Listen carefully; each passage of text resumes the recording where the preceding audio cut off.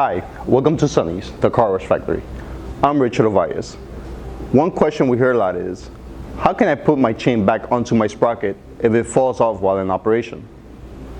Making sure that your conveyor is running smooth is every car wash operator's responsibility. Whether it's through maintenance or repairs, we need to make sure our conveyor is working at peak performance. There are several ways that a chain can come off the sprocket. For example, an old chain with a new sprocket, not properly maintaining your conveyor, and not enough tension. If the chain comes off the sprocket, quickly shut the conveyor off. If using an air take-up conveyor, release the air from the shocks. This will create slack on the chain, which will allow you to easily detach the chain from the roller assembly. Locate the chain, release the chain from the roller assembly. Hook the chain back onto the sprocket, then reconnect your roller.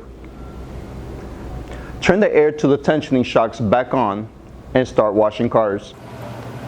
At closing time, make sure to evaluate your conveyor and see what could have caused the chain to come off the sprocket. For proper tension on the chain, the entrance and carriage needs to sit in between the two collars. Depending on what chain you are using, the pressure settings for an air take-up conveyor should be around 40 to 70 psi. And there you have it. That's how quickly you reattach the chain to the sprocket. Thanks for watching.